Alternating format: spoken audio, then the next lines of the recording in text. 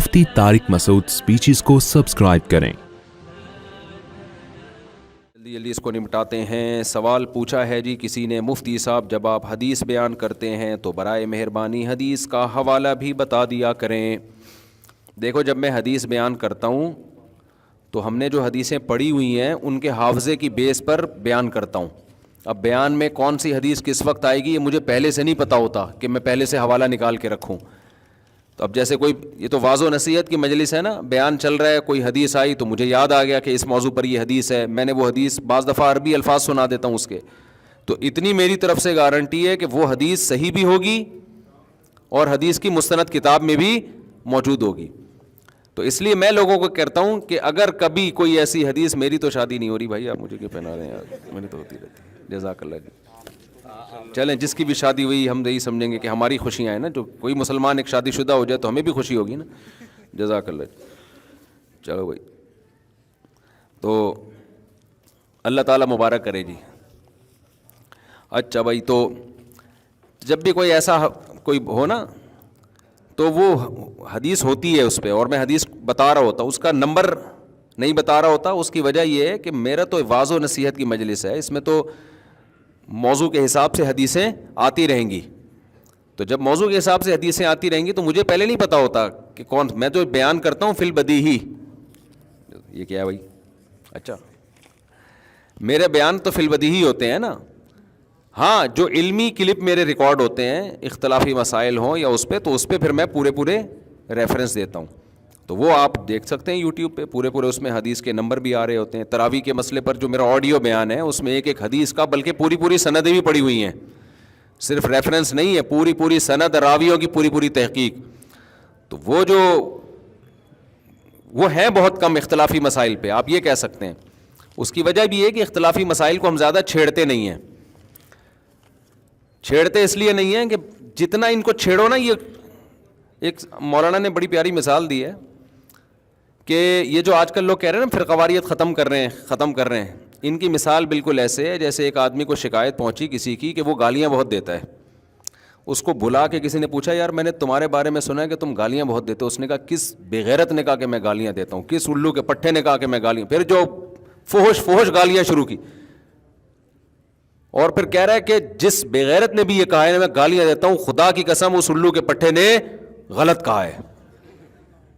तो ये जो आजकल नए स्कॉलर्स आ रहे हैं ना फ़िरक़ावारियत ख़त्म करने के लिए, ये बिल्कुल ये काम कर रहे हैं कि आपके एटीट्यूड से पता चलता है कि आप फ़िरक़ावारियत को कम करने के बजाय और ज़्यादा आग लगा रहे हैं। और दावा ये होता है हम सबको कुरान हदीस पे जमा कर रहे हैं। आप कुरान हदीस पे जमा नहीं कर रहे, कुरान हदीस पे जो आपकी अपनी राय है ना वो पूरी उम्मत पे थोप रहे हो आप। इस थोपने को आप कह रहे हो ये कुरान हदीस पे उम्मत जमा हो रही है। और बार बार मैं एक बात कहूं, जिस कमबख्त का यूट्यूब पे मजहबी चैनल नहीं चलता ना, वो मौलवियों को गालियां देना शुरू कर देता है, फिर हिट होता है वो। ये मौलवी ऐसे करते हैं, ये मौलवी ऐसे, तो ये मौलवी ऐसे, तो ये मौलवी ऐसे, तो ये मौलवियों को नहीं पता, मैं बताऊंगा आपको। तो लोग कहते हैं यार ये है कोई बंदा आया मार्केट में। ये मंजन बेचने का सबसे सस्ता और सबसे बेहतरीन तरीका है। भाई सारे मौलवी ठीक नहीं है, हमें पहले पता, सारी दुनिया को पता है, सारे तो कहीं भी ठीक नहीं होते ना। तो ये क्या बात है, मौलवी ऐसे तो मौलवी ऐसे तो मौलवी ऐसे। अभी एक मोहतरम ने एक क्लिप रिकॉर्ड करवाया ड्रॉप शिपिंग के हवाले से कि ड्रॉप शिपिंग इस्लाम में जायज़ है, ये मौलवियों ने गलत गाइड किया हुआ है। हालांकि मौलवियों ने ड्रॉप शिपिंग की सारी सूरतों को हराम करार नहीं दिया, जो हराम थी उनका भी ऑल्टरनेट बताया है। हालांकि मौलवी के ज़िम्मे ऑल्टरनेट बताना नहीं है, इसलिए बताया है कि लोग तिजारत करें। भाई ये हराम सूरत है, इसको यूं कर लोगे तो ये क्या हो जाएगी, जायज़ हो जाएगी। लेकिन वही बात है, क्लिप चलेगा नहीं जब तक मौलवियों को बुरा हुआ। तुम्हें ड्रॉप शिपिंग के खरीदो फरोख्त के मसाइल का तुम्हें क्या पता? 2 हदीसें कोट की है। एक हदीस ये है कि नबी सल्लल्लाहु अलैहि वसल्लम ने वो चीज़ जो आपके पास नहीं है, ला तबी मा लैसा इंदक। अब मैं पूरी हदीस पढ़ रहा हूं ना, अब आप कहे हदीस का नंबर कोड नहीं कर रहा, तो भाई मैं पूरी अरबी में अल्फाज आपको सुना रहा हूं। और मैं इसलिए नंबर कोड नहीं कर रहा कि मैं पहले से ये मौजू पर बात करने के लिए तैयार थोड़ी था। ये तो किसी ने अभी बात जहन में आ गई तो मैं अब बता रहा हूं। तो ये तो ज्यादा एक यानी एक इल्मियत की बात है कि आपको बगैर इत्तला के टॉपिक दे दिया जाए और आप उस पर हदीसें पेश करना शुरू कर दें। तो कोड जो हवाला जो मैं नहीं दे रहा ना, इसलिए कि पहले से थोड़ी मुझे, अब मैं डॉक्टर जाकिर नाइक थोड़ी हूं मैं इतनी सारी हदीसों के नंबर याद करके लेकर आऊं मैं आपके सामने।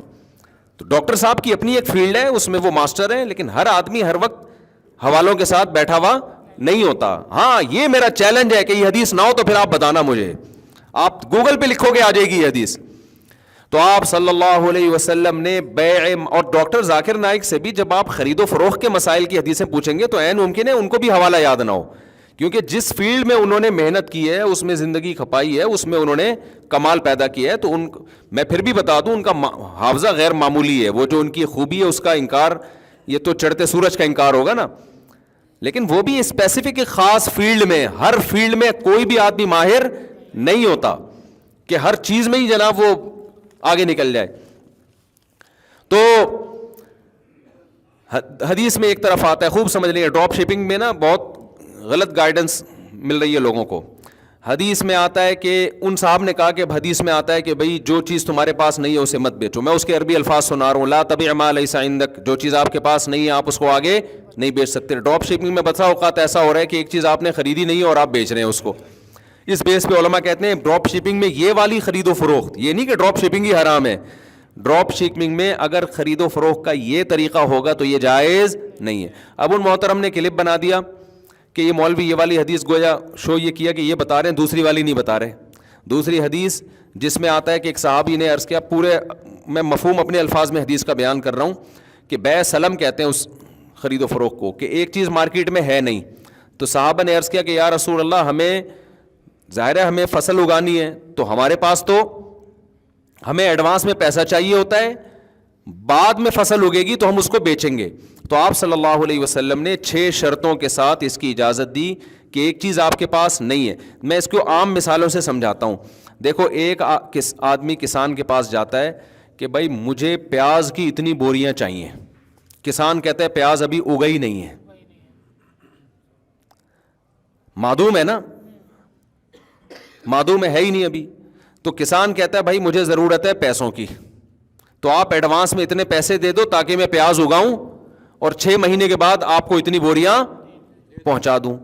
یہ معدوم چیز ہے, تو یہ بیع جائز نہیں ہے, لیکن چند شرطوں کے ساتھ نبی صلی اللہ علیہ وسلم نے اس کی اجازت دی. وہ شرطیں یہ ہیں کہ جس چیز کو خریدا جا رہا ہے, نمبر 1 یہ کہ پیمنٹ کیش ہو جائے گی, ساری پیمنٹ آپ کیا کریں گے, دونوں چیزیں ادھار پہ نہیں ہوں گی, ایڈوانس پیمنٹ آپ کو کرنی پڑے گی پہلے. نمبر 2, جو چیز کسان یا کوئی بھی شخص بیچے گا وہ مثلیات میں سے ہو. مثلیات کہتے ہیں ان چیزوں کو بالکل اس جیسی نظیر مارکیٹ میں ملتی ہو. مثال کے طور پر آلو ہے, کوئی متعین تو نہیں ہوتا نا, آپ نے کہا 1 کلو آلو, اس کی آپ جب صفت بیان کر دیں گے تو مارکیٹ میں یہاں نہیں ملا تو وہاں مل جائے گا, وہاں نہیں ملا تو وہاں مل جائے گا. آپ نے کہا بھائی فلاں قسم کا باسمتی چاول میں آپ سے خرید رہا ہوں, اتنی بوریاں چاہیے مجھے, وہ چاول یہاں نہیں ہے تو مارکیٹ میں دوسری جگہ وہ موجود ہو. اس کو کہتے ہیں ذمے میں کوئی چیز آ جائے جس کی مثل ہو. بکرا جو ہے نا, بکرا یا گائے, یہ مثلیات میں سے نہیں ہے. مثلیات کی آسان ڈیفینیشن یہ ہے جو کیل کر کے یا وزن کر کے بکتی ہوں, کیل کر کے یا وزن کر کے. کپڑا جو ہے نا, کپڑا خاص کمپنی کا اور خاص کلر کا, یہ تو مثلیات میں سے ہوگا, لیکن صرف کپڑا آپ نے کہہ دیا تو یہ مثلیات میں سے نہیں ہے. سمجھ رہے ہیں بات کو؟ تو آپ نے یہ جتنی بھی گاجریں ہیں, دالیں ہیں, چاول ہے, یہ ساری مثلیات میں سے ہیں. تو ان میں نبی صلی اللہ علیہ وسلم نے وہ چیز جو ابھی ہے ہی نہیں اس کو بیچنے کی اجازت دی, لیکن آپ صلی اللہ علیہ وسلم نے شرط لگائی کہ الی اجل معلوم, مدت متعین. تو پہلی بات تو یہ اجل ہونی چاہیے. اجل کا مطلب ایک خاص ٹائم کے بعد وہ ڈیلیور کرے گا. ابھی اگر اس کے پاس موجود ہے اور آپ نے اشارہ کر دیا کہ میں یہ تم سے خرید رہا ہوں, تو پھر اس میں یہ بیع سلم جائز نہیں ہے, کیونکہ وہ تو موجود ہے نا, اس کو تو فوراً آپ اٹھا کے دیں. ابھی اس میں یہ ادھار والا معاملہ نہیں چلے گا. تو کیل معلوم ہونا چاہیے, اجل معلوم ہونا چاہیے, اس کی جو صفات ہیں پوری اتنی اچھی طرح ایکسپلین ہو جانی چاہیے کہ بعد میں جب وہ ڈیلیور کرے تو نزاع کا خطرہ بالکل ہو ہی نہیں کہ آپ کیا میں نے تو یہ کہا تھا تم یہ اٹھا کے لے آئے. تو یہ مثلیات میں تو ہوتا ہے, جو چیزیں ہم مثل نہیں ہیں ان میں نہیں ہوتا. سمجھ رہے ہیں بات کو؟ ہم مثل نہیں ہے. جیسے آپ کی مخصوص بائک ہے, 1 سال پرانی ہے, چلا چلا کے آپ نے پرانی کر دی, اس بائک کو جب آپ بیچو گے تو بے سلم کے طور پہ نہیں بیچ سکتے, کیونکہ اس کو آپ جتنا مرضی ایکسپلین کرو گے بالکل اس جیسی بائک مارکیٹ میں نہیں ہوگی. ہاں 0 میٹر بائک میں بے سلم کر سکتے ہیں, 0 میٹر گاڑی میں بھی بے سلم کر سکتے ہیں. سمجھ میں آ رہی ہے بات؟ 0 میٹر گاڑی, کیونکہ کمپنیوں کی 0 میٹر گاڑیاں آپ ماڈل بتا دیں, رجسٹریشن کا جو سال ہے وہ بتا دیں, تو وہ سب ایک ہی جیسی ہوتی ہیں. تو اس طرح سے بے سلم کی شریعت میں اجازت ہے. یہ خلاف قیاس ہے. تو خلاف قیاس کا مطلب ہوتا ہے جن شرطوں کے ساتھ اجازت ملے گی انہی شرطوں کے ساتھ آپ یہ بے معدوم کر سکتے ہیں, اس کے علاوہ نہیں کر سکتے. تو ان شرطوں میں پوری امت کا اجماع ہے کہ وہ فوراً نہیں ہو, وہ ابھی موجود نہیں ہونی چاہیے, یعنی متعین نہیں ہونی چاہیے. ڈراپ شپنگ میں آپ بے سلم نہیں.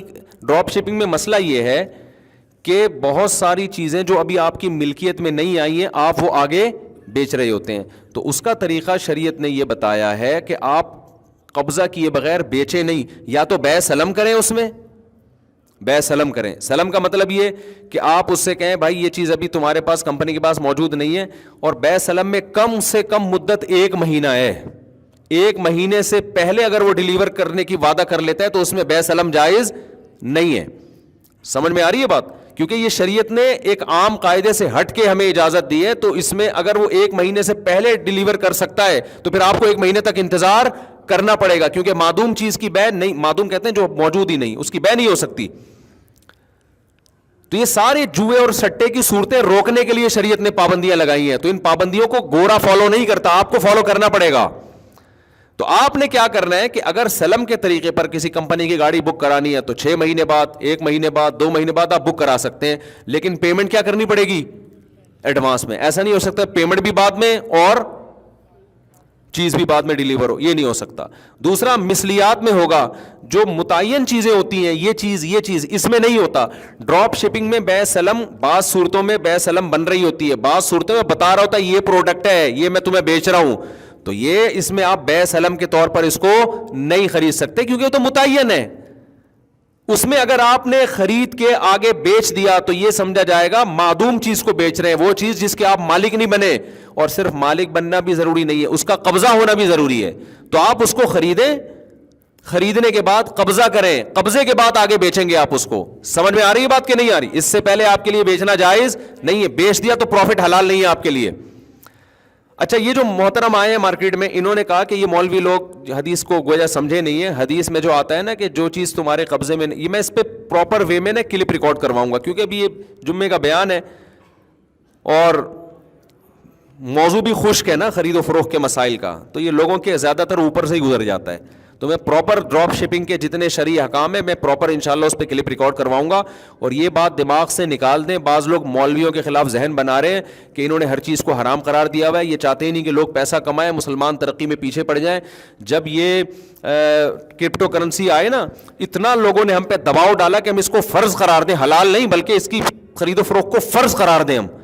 اور تانے دیے جا رہے تھے کہ ابے یہ تجارت میں لوگوں کو پیچھے دھکیل رہے ہیں, یہ یوں کر رہے ہیں, یہ دیکھو یہ چاہتے ہی نہیں یہ لوگ پیسہ کمائیں, خود تو یوٹیوب سے پیسے کماتے ہیں چینل بنا بنا کے, اور دوسروں کو منع کیا ہوا. اتنے تانے.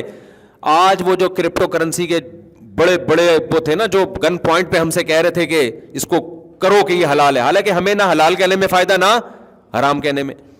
تو آج جب کرپٹو کرنسی ان کو لے کے ڈوبی ہے نا, تو آج وہ الٹا تانے دے رہے ہیں کہ یہ مولوی لوگ اس کو شروع سے حرام کیوں نہیں کہتے تھے. تو جس کا جو مفاد ہوتا ہے مولویوں پہ لا کے تھوپنا شروع کر دیتا ہے وہ. تو یہ جو نبی صلی اللہ علیہ وسلم نے وہ چیز جو آپ کے پاس نہیں ہے اسے بیچنے سے منع کیا, تو محترم اس کی وجہ یہ بتا رہے ہیں کہ ایکچولی اس میں آپ کو نقصان کا خطرہ ہے. آپ وہاں سے خریدو گے پتہ نہیں کس ریٹ پہ ملے, آپ نے کسی اور سے کسی اور ریٹ کا وعدہ کر لیا تو ایکچولی یوں ہو جائے گا. تو اس لیے آج کل تو ایسا نہیں ہے, کمپنیوں کے ریٹ متعین ہے, آپ کو پتہ ہے جب جاؤں گا مارکیٹ میں مل جائے گی. تو اس لیے آج کل یہ بے معدوم بھی جائز ہے. یہ محترم نے لاجک ہی غلط پیش کی ہے. خوب سمجھ لو, جو چیز نہیں ہے اس کو بیچنا صرف اس لیے حرام نہیں ہے کہ بعد میں دھوکے کا خطرہ ہے, اس کی بڑی وجہ یہ ہے کہ جس چیز کا آپ رسک نہیں لیتے اسلام اس پہ پروفٹ کمانے کی بھی آپ کو اجازت نہیں دیتا. یہ اصل لاجک ہے. اس لیے کہتے ہیں مسائل علماء سے پوچھا کرو, ہر پاگل سے پاگل نہ. جو حکیم نہیں ہے وہ حکیم بنا ہوا ہے, جو ڈاکٹر نہیں ہے وہ ڈاکٹر بنا ہوا ہے, جو مفتی نہیں ہے مفتی بنا ہوا ہے. الخراج بالضمان, یہ اسلام کا متفقن علیہ اصول قرآن و سنت سے ثابت ہے. دیکھو پروفٹ کی دو قسمیں ہیں. اب یہ بات چل پڑی ہے تو ادھورا کلپ بنائیں گے, لوگ غلط گائیڈ کریں گے. جلدی سے بہت آسان کر کے سمجھاؤں گا. یہ ساری زندگی آپ کو خرید و فروخت کا یہ مسئلہ ہے نا, خرید و فروخت میں فائدہ پہنچائے گا. جب بھی آپ پیسہ کماتے ہیں تو دو طرح سے کماتے ہیں, یا تو کوئی عمل کر کے, کسی عمل کی اجرت مل رہی ہوتی ہے آپ کو, یا آپ اپنی کوئی چیز ہوتی ہے اس پہ پروفٹ لیتے ہیں. ٹماٹر کی مثال ہم دیتے ہیں, بہترین چیز ہے ٹماٹر, نام لینے میں بھی اچھا لگتا ہے. خربوزہ زیادہ اچھا, خربوزہ. آپ نے خربوزہ اٹھایا, یہ کس کا خربوزہ ہے؟ آپ کا خربوزہ. خریدا آپ نے, 50 روپے کا خربوزہ آپ نے اٹھایا. اب آپ یہ خربوزہ بیچ کے 60 روپے میں بیچ رہے ہو, تو اس خربوزے پہ 10 روپے کما رہے ہو, عمل پہ نہیں, خربوزے پہ کما رہے ہو, اپنی چیز پہ. بیچنے کا عمل تو ہے, لیکن اس بیچنے کے عمل کے الگ سے کوئی پیسے نہیں مل رہے. آپ کو پیسے کس سے مل رہے ہیں؟ خریدنے والا جو پیسے دے رہا ہے اس پروسیس کے پیسے نہیں دے رہا, خربوزے پہ 10 روپے آپ کو زیادہ دے رہا ہے. یہ ہے اس چیز کا پروفٹ. اور نفع کی دوسری قسم ہوتی ہے عمل کا پروفٹ. خربوزہ وسیم کا, خریدنے والا ستار. آپ نے دونوں کے درمیان خرید و فروخت کا عمل کروایا, یا آپ نے وسیم کا خربوزہ قبضہ لیا اور آپ نے کہا وسیم بھائی میں تمہارا خربوزہ مارکیٹ میں بکواتا ہوں, مجھے 10 روپے دے دینا اس کے. آپ مارکیٹ میں لے جا کے آپ نے یہ غفار بھائی کو پہنا دیا, کیونکہ ہمارے ہاں, یہ ناروے سے ہیں, ان کو نہیں پتا, ہمارے ہاں چیزیں بیچی نہیں جاتی, ہمارے ہاں پہنائی جاتی ہے. اس پہنانے کا کمیشن ملتا ہے کہ تو نے کتنے میں پہنایا. اب یہ پہنایا بڑی مزے کی اصطلاح, یہ جس کو جو پہناتا ہے اس کو ہی پتا ہے, ڈکشنری میں نہیں ملے گا آپ کو یہ. اب یہ خربوزہ آپ کا تھا نہیں, تو آپ نے 10 روپے کمائے کیسے اس پہ؟ حلال ہو سکتے ہیں؟ نہیں. حلال یہاں پر اس لیے ہے کہ آپ نے یہ پہنانے کا جو عمل ہے نا, اس عمل کے پیسے ملے ہیں آپ کو. سمجھ میں آ رہی ہے؟ یہ خرید و فروخت کے نا ایک بہت ضابطہ ہے, یہ تاجر لوگ اس کو کھوپڑی میں اچھی طرح سے بٹھا لیں, یہ بہت فائدہ دے گا انشاءاللہ. ایک ہوتی ہے عمل کی اجرت, ایک ہوتا ہے اس چیز کی کا نفع جو آپ کی ہے. تو عمل کی اجرت تو اس میں ایک شرط ہے کہ عمل جائز ہو اور اجرت متعین ہو. آئی بات سمجھ میں؟ عمل جائز ہو اور اجرت بولو متعین. یہ دو طرح سے جائز ہے. ایک تیسری طریقے سے بھی جائز ہے یہ کہ جس کو مزاربت کہتے ہیں. آپ نے اپنی پیسہ دیا کسی کو 10 لاکھ روپے, یہ 10 لاکھ سے بھائی تو بزنس کر, پیسہ آپ کا ہے, عمل کس کا ہے؟ عمل اس کا ہے. تو اجرت متعین نہیں کی آپ نے, بلکہ آپ نے کہا تجھے عمل کے پیسے ملیں گے, لیکن کتنے, جتنا پروفٹ ہوگا نا اس میں سے اتنے % تیرا, اتنے % میرا. یہاں بھی اجرت متعین نہیں ہے, لیکن اسلام نے اس کی بھی اجازت دی ہے, لیکن یہ بھی عمل کی اجرت ہے. سمجھتے ہو؟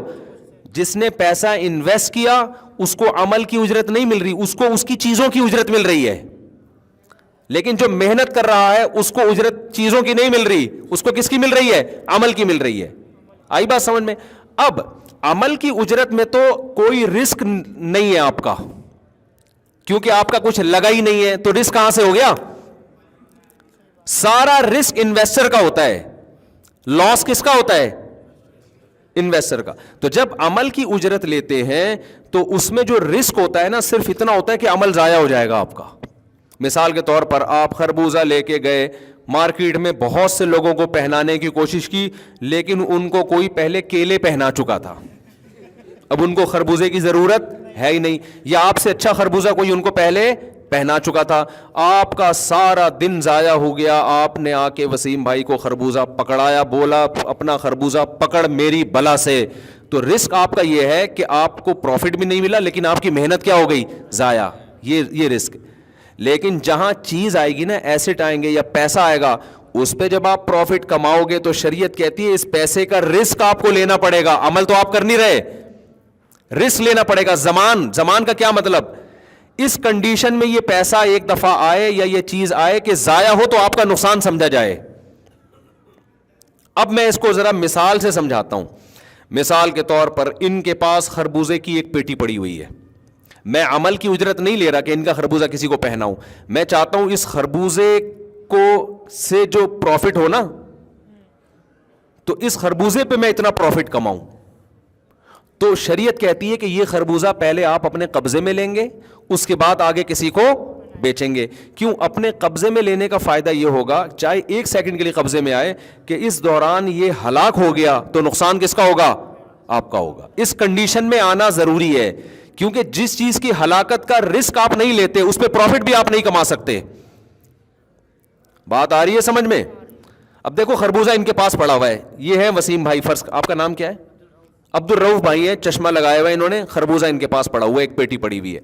میں آ گیا جی مارکیٹ میں, میرا 1 روپیہ بھی نہیں لگا, میری کوئی محنت بھی نہیں. میں نے کیا کیا, آپ کا نام کیا ہے حضرت؟ علی حیدر بھائی سے میں نے کہا کہ علی حیدر بھائی میں آپ کو خربوزے کی 1 پیٹی بیچ رہا ہوں. اچھا میں نے ان سے پوچھا بھائی یہ 500 روپے کا خربوزہ ہے, 500 روپے کی پیٹی. انہوں نے کہا 500 کی ملتی نہیں ہے, لیکن چلو فرض کر لیتے ہیں نا 500 کی پیٹی ہے. میں نے کہا یار ٹھیک ہے جی 500 کی پیٹی ہے نا. یہ بیچارہ خربوزے کی پیٹی لے کے بیٹھا ہوا ہے, کوئی آسمانی آفت آتی ہے اس کی ٹینشن, اس میں کیڑا لگ جاتا ہے اس کی ٹینشن, مارکیٹ سے یہ لے کر آیا, سب کچھ اگایا اس نے یا جو بھی کیا, ساری ٹینشن اس نے لی ہے. میں بیچ میں گنا بن کے آیا, میں نے کہا بھائی ٹینشن فری لائف گزارو. میں نے کہا کہ بھائی آپ کو میں خربوزہ بیچ رہا ہوں, بتا کتنے کا؟ آپ نے کہا بھائی ٹھیک ہے میں 600 میں لوں گا. مجھے 100 روپے کا سیدھا پروفٹ مل رہا ہے. میں نے کیا کیا, میں نے جب یہاں سے پتہ چل کے میں نے ان کو بیچ دیا وہ, اور کہا آپ کے گھر پہنچا رہے ہیں ہم. آپ کے گھر کیا کر رہے ہیں ہم؟ پہنچا رہے. اس کو میں نے بولا تو اٹھا کے ڈائریکٹ ان کے گھر پہنچا دے. اب یہ جو لے کے جائے گا نا راستے میں, سارا رسک کس کا ہے؟ اس کا ہے. سارا رسک کس کا ہے؟ اس کا ہے. یہ جب وہاں جا کے پہنچائے گا مجھے کوئی ٹینشن نہیں ہوگی, میں آرام سے بیٹھا ہوا ہوں. اس میں کیڑا نکل آئے, اس میں کوئی مسئلہ ہو جائے, اس میں کوئی جالی نکلے, سارا رسک کس کا ہے؟ میں نے تو یہاں سے بھرنا ہے. تو شریعت کہتی ہے بیچ میں گھنا بن کے کیوں پیسے کما رہے ہیں؟ اس سے پیسے کی تقسیم میں اعتدال نہیں رہتا. کچھ لوگ بیچ میں رسک اٹھائے بغیر گھستے ہیں, اس سے چیزوں کی ویلیو خام خام میں بڑھتی ہے, اور رسک لینے کے لیے وہ تیار نہیں ہوتے. اس سے کئی لا یکون دولتم بین الاغنیاء منکم, جو اسلام چاہتا ہے دولت کی تقسیم منصفانہ ہو, اس منصفانہ تقسیم میں بہت بڑا ایک دھچکا لگتا ہے. اسلام نے مجھے یہ پابند کیا ہے بھائی یا تو کمیشن ایجنٹ بن جا, سیدھا اس کو بول کہ بھائی میں تمہارا خربوزہ بکواؤں گا, اس کو میں اس بکوانے کے عمل کے اتنے پیسے لوں گا, فی خربوزہ لوں گا یا متعین کمیشن لوں گا, لیکن سارا رسک تمہارا ہوگا, تم بری ذمہ نہیں ہو سکتے. تو وہ سوچ لے کہ میں رسک اٹھانے کے لیے تیار ہوں اور اس کو فری پھوکٹ میں 10 روپے دینے کے لیے تیار ہوں یا نہیں, ورنہ مجھے کیا ضرورت, میں خود ہی کسٹمر تلاش کر لوں گا. آئی بات سمجھ میں؟ یا پھر یہ ہے کہ میں یہ کہتا ہوں کہ بھائی آپ اس سے میرا کوئی لنک ہی نہیں ہے, میں ان کو کہتا ہوں کہ تمہیں خربوزے کی پیٹی چاہیے نا, میں دلا دوں گا. میں چاہ ہی نہیں رہا کہ میں کسی کا کمیشن ایجنٹ بنوں, یا کیونکہ اس صورت میں نا یہ تیار نہیں ہوگا, یہ کہے گا بھائی یہاں سے اٹھا کے میں پہنچاؤں, رسک میں لوں, ایسا نہیں ہو سکتا. میں تمہارے کسٹمر کو دے رہا ہوں تو رسک تم نے لینا ہے, سارا مسئلہ رسک کا ہے. تو اسلام یہ کہتا ہے کہ جب آپ نے یہاں سے خریدا ہے تو آپ قبضے میں, صرف خریدنا بھی کافی نہیں ہے, قبضے میں لیں گے. اور قبضہ میں اتنا ضروری ہے کہ رسک ٹرانسفر ہو جائے. قبضے میں یہ ضروری نہیں کہ میں اٹھا کے اپنی جیب میں رکھوں, قبضے میں یہ بھی ہے کہ خربوزے کی پیٹی یہ نکال کے الگ کر دیں کہ بھئی یہ پیٹی عام پیٹیوں سے ممتاز ہو گئی, جدا ہو گئی. اب مفتی صاحب کچھ بھی ہو گیا نا, یہ نقصان کس کا ہے؟ آپ کا مال یہاں سائڈ پہ لگا ہوا ہے, میں جانوں آپ جانیں, یہ ہم نے آپ کا باپ بندہ بیچ کے اٹھاؤ نہیں اٹھا. اس دوران اگر میں بیچ دیتا ہوں تو جائز ہے. کیوں؟ جب اس نے نکال کے وہ آٹے کی تھیلی, یہ خربوزے کی پیٹی الگ کر دی اور بتا دیا کہ آپ کا یہ مال پڑا ہوا ہے عام خربوزوں سے کیا ہے, الگ ہے. جب تک عام خربوزوں میں مکس تھا تو ہم کیسے, نقصان ہوگا تو کیسے پتہ چلائیں گے کہ اس کا نقصان ہوا ہے کہ اس کا نقصان ہوا ہے؟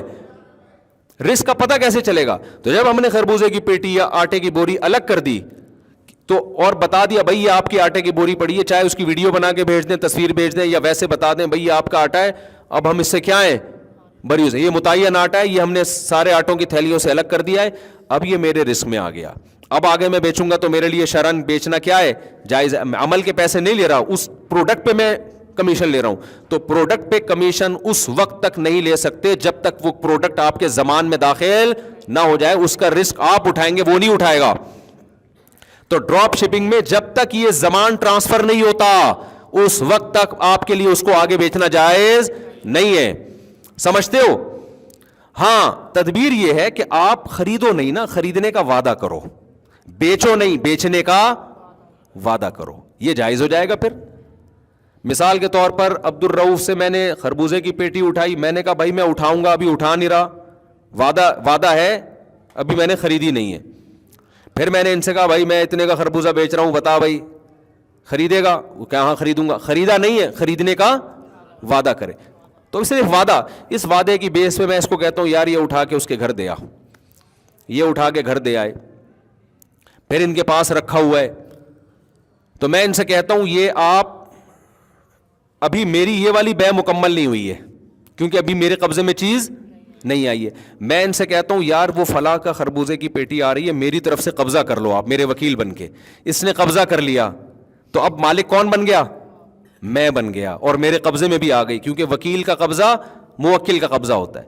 پھر میں اس کو دوبارہ فون کروں گا, بھائی بتا یہ چیز تجھے پسند آ رہی ہے یہ میری, ابھی نقصان ہوگا کس کا ہوگا؟ اس کے ہاتھ میں نقصان ہوگا تو کس کا ہوگا؟ میرا. میں بولوں گا یہ چیز ابھی میری ہے, تجھے میں نے اپنا وکیل بنایا تو اس پہ قبضہ کر, اب بتا یہ پسند آ رہی ہے کہ نہیں آ رہی. اگر وہ کہے نہیں پسند آ رہی تو یہ گلے کس کے پڑے گی؟ لوگ اس گھننے پن میں نا کہ ہم رسک کوئی نہ لیں, نقصان کا ذرا بھی ہمیں نہ ہو, بیٹھ کے نوٹ چھاپنے کی ہم کیا بن جائیں؟ مشین بن جائیں. پھر وہ آتے ہیں مولویوں نے پابندیاں لگائی ہوئی. مولوی کو کیا ہو رہا ہے تیرا خربوزہ بکے یا نہ بکے؟ بھائی یہ اسلام کی پابندیاں ہیں, یہ گورے کے پاس نہیں ہے, تبھی وہاں دولت کی تقسیم منصفانہ نہیں ہے, انتہائی غیر منصفانہ ہے. تو اب میں ان کو فون کروں گا, آپ کا کیا نام تھا؟ علی حیدر صاحب کو میں فون کروں گا, خربوزے کی پیٹی پہنچ گئی؟ ہاں جی پہنچ گئی. آپ نے میری طرف سے قبضہ کر لیا؟ ہاں جی قبضہ کر لیا. یہ میری پیٹی ہے, آپ کی پیٹی نہیں ہے, اس کو ذرا سنبھال کے رکھیے گا. اچھا بتائیں خرید رہے ہیں کیا؟ میں نہیں خرید رہا. تو یہ لالے پڑ جائیں گے کس کو؟ میں کہوں گا تیرا باپ بھی خریدے گا. ٹھیک ہے, کچھ بھی کہہ سکتے ہیں, دھمکیاں دے سکتے ہیں, جب تک یہ خریدے گا نہیں, یہ نقصان, یہ رسک کس کا ہے؟ میرا رسک ہے. تو پھر اگلی بے ہوگی کہ بھئی یہ پسند آیا؟ ہاں جی پسند آیا. ٹھیک ہے بتاؤ خریدتے ہو؟ ہاں جی میں نے آپ سے یہ 600 کی خریدی, مال بالکل ٹھیک ہے, میں نے آپ کو بیچی. ڈراپ شپنگ والے اکثر یہ کہہ رہے ہوتے ہیں کہ ہم اس کو اگر وہ واپس کر دے تو ہم واپس لے لیتے ہیں. اتنا کافی نہیں ہے. دیکھو وہ جو واپس لیتے ہیں نا, وہ بکنے کے بعد واپسی کا آپشن ایک الگ چیز ہے, بکنے سے پہلے واپسی کا آپشن ہونا چاہیے. اس کو دکھا کے آپ سودا ڈن کریں کہ اب, اور دکھا کے بھی نہیں, اس کو پکڑائیں, اس کو بتائیں کہ آپ میرا وکیل بن کے قبضہ کر رہے ہو. یہ سب چیزیں نہیں ہو رہی ہوتی, سمجھتے ہو؟ تو یہ کرنا پڑے گا. اور آسان حل اس کا یہ کہ آپ کمیشن ایجنٹ بن جائیں. سیدھا سیدھا آپ عبد الرؤف سے بولیں کہ عبد الرؤف بھائی میں تمہارا خربوزہ علی حیدر کو بکواؤں گا, اور میں تمہارے لیے کسٹمر لے کر آؤں گا, فی خربوزہ مجھے اتنا پروفٹ چاہیے. ٹھیک ہے نا, 500 کی پیٹی ہوگی تو مجھے 100 روپے اس میں چاہیے. علی حیدر بھائی بولتے ہیں ٹھیک ہے یار میرے پاس تو ٹائم نہیں ہے کسٹمر کا, تم انٹرنیٹ پہ تمہیں کسٹمر بہت ملتے ہیں, ان کو میں نے خربوزے کی تصویر دی, ہاں بھائی پسند ہے, خربوزہ ان کا ہے, اور یہ ساری ڈیلیوری چارجز بھی ان کے ہوں گے, رسک بھی یہ لیں گے, ان کو میں نے پہلے بتا دیا. تو پھر سیدھا سیدھا یہ پہنچائیں تو ہم پھر عمل کی اجرت لے رہے ہیں, خربوزے کی اجرت نہیں لے رہے. یہ آسان طریقہ ہے, یا تو خریدنے کا بیچنے کا وعدہ کریں یا عمل پہ کمیشن لیں, تو کمیشن ایجنٹ بن کے. لیکن کمیشن ایجنٹ بننے میں سارا رسک بیچنے والے کا رہے گا. ڈراپ شپنگ میں بیچنے والا رسک نہیں لے رہا ہوتا, وہ کہتا ہے آپ جہاں کہو گے پہنچائیں گے. ٹھیک ہے نا, آپ کا بندہ جہاں سے اٹھا لے تو وہ رسک کس کا ہوگا؟ آپ کا ہوگا, ہمارا نہیں ہوگا. اگر وہ رسک اپنا لے رہا ہے تو ٹھیک ہے, لیکن پھر اس میں آپ کسٹمر کو یہ بتاؤ گے کہ میں کسی کی طرف سے, یعنی موکل کو یہ بتاؤ گے جس کے آپ وکیل بن رہے ہو کہ میں آپ کا مال بکوانے کے پیسے لے رہا ہوں, اور جب تک یہ وہاں ڈیلیور نہیں ہو جاتا سارا رسک آپ کا ہوگا. تو یہ ایکسپلین جب تک میں اس کو انشاءاللہ, ابھی تو جمعے کا بیان ہے نا, تو اس میں ہم چیزیں مرتب کر کے نہیں ہے. ڈراپ شپنگ پہ میں پوری ڈیٹیل کے ساتھ انشاءاللہ کلپ ریکارڈ کرواؤں گا, اس کے شرعی احکام کیا کیا ہیں وہ ذرا آسانی سے سمجھ میں آ جائیں گے انشاءاللہ. صلو علی الحبیب. جلدی سے سوال دے دو. ہو رہے تو میرا ابھی تو ڈراپ شپنگ مقصد نہیں تھا, ابھی تو یہ تھا کہ لوگوں نے نا اپنی بزنس ہے تو جو جس کے مولوی خلاف اس کو لگے کہ یہ مولانا کے فتوے کی وجہ سے میری تجارت کو نقصان ہو, تو مولویوں کو برا بھلا کہنا شروع کر دیتا ہے. وہ ایک گولڈن کی کے نام سے آیا تھا کہ 5 آدمیوں کو یہ پروڈکٹ بیچو, وہ آگے جتنے 5 کو بیچیں گے فری میں آپ کو کمیشن ملے گا. علماء نے اس کے خلاف آواز اٹھائی, یہ جائز نہیں ہے. اس وقت بھی لوگوں نے مولویوں کا بین مولویوں کے چکروں میں نہ پڑو. او بھائی آپ کو تو فائدہ ہو رہا ہے, آخر میں جو بندے بچیں گے نا, جن کو آگے 5 آدمی پہنانے والے ملیں گے ہی نہیں, ان کا بیڑا غرق ہو جائے گا. تو اسلام کی پابندیاں انسانیت کے فائدے کے لیے ہوتی ہیں, مولویوں کے فائدے کے لیے یا مولویوں کے نقصان کے لیے نہیں ہوتی. سمجھتے ہو؟ جو آپ حدیث بیان کرتے ہیں برائے میرا حدیث وہی جلدی عرض ہے کہ کوئٹہ شہر میں پل کے نیچے مسجد تعمیر کی گئی ہے، جبکہ شرعاً مسجد معلّہ تک ہے. آیا اس میں نماز پڑھنا جائز ہے؟ اس میں 5 وقت نماز ہو رہی ہے، جمعہ بھی ہو رہا ہے. دیکھو جب مسجد ایک ہوا میں یعنی زمین پہ تیار ہوتی ہے، اوپر کوئی عمارت نہ ہو، تو جب زمین خریدی جائے گی نا تو وہ تو عرش معلّہ تک ہوگی. لیکن اگر پہلے سے کوئی تعمیر پہلے موجود ہے، وہ پہلے کر لی تعمیر، پھر جب نیچے مسجد بن رہی ہے تو وہ تعمیر خود بخود اس سے خارج ہوتی ہے.